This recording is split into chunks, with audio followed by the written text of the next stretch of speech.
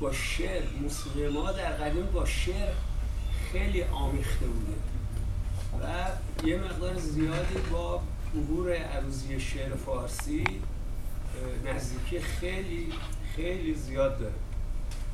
بعد البته ما اینا فقط به صورت درس نیم، فقط به صورت یه اطلاعه، فقط داری که بدونی که در ایران هم یه همچین سابقه از نظر نوشتار موسیقی ما داشتیم، چون در حقیقت این نوتایی که ما می‌نویسیم و صحبت کردیم یا اینجا هست، در حقیقت اینا برای ثبت موسیقیه. مثلا شما یه چیزی به نظرتون میرسه، میخوای یادداشت میکنی، مثل یه چیز شاعری که شعری بهش به هر حال القا میشه یا الهام میگیره، بعد اون شعر یادداشت میکنه، موسیقی رو هم میتونه یادداشت بکنه.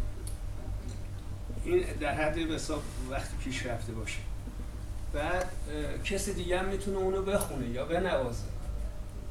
در حقیقت این سیستم برای اینه که بتونی اون خود موسیقی رو ثبت بکنید و به حساب انتشار بدید. بعد به هر حال برای صوت هم صوت میدونید که از صوت اصوات یا موسیقیایی هن یا غیر موسیقیایی. اونی که موسیقیاییه یه چیز خاص داره، یعنی شما وقتی گوش میکنید به صدای یه نفر، حتی تو صحبت کردن میبینی هر کسی صداش یه به حساب موسیقی خاصی داره. درسته همون حرف رو میزنه، ممکنه همین کلمه که من بگم شما هم تکرار کنید، ولی من صدام دارای یه طنین خاصیه، ایشون دارای یه طنین خاصه، مال ایشون طنین خاصه. و در ضمن همونطور که قبلا آقای مدنی هم گفتن، هر صوتی که موسیقیایی، حالا ما صوت رو می‌بینیم موسیقیایی، وگرنه من اینم که بحث کنم اینم صداست، در حقیقت موجه. این موج میاد میخوره به گوش ما این گوشمون صدا رو چیکار میکنه؟ دریافت میکنه.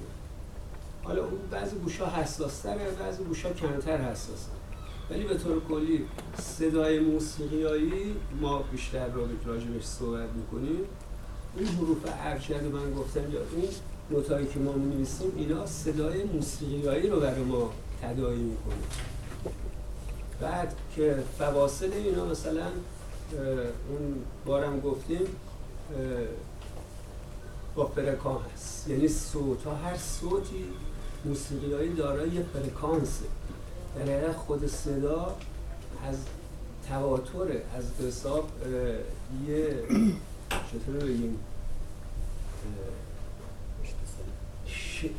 به حساب موجیه که هوا رو میشکافه با یه فرکانسی، یعنی هر صدایی این موج رو داره. حالا بستگی به اون بخشی که مال ما صحبت میکنیم صدای موسیقیاییه، یه موج اصلی داره و علاوه امواج فرعی که اون طنین و اون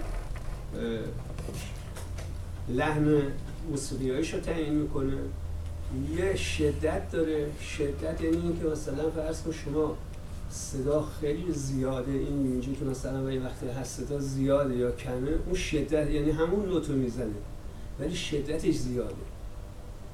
بعد یعنی چیزایی که صدا پارامترهایی که صدا رو تعیین میکنه شدت، بعد اون از نظر تونالیته، از نظر موسیقیایی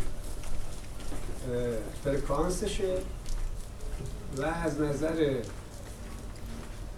نظر خود لحن ساز یا صدای صوتی شما متوجه میشی پیانو یا تاره یا مثلا، ولی همون نوتو میزنی یا ویولونه یا نیه.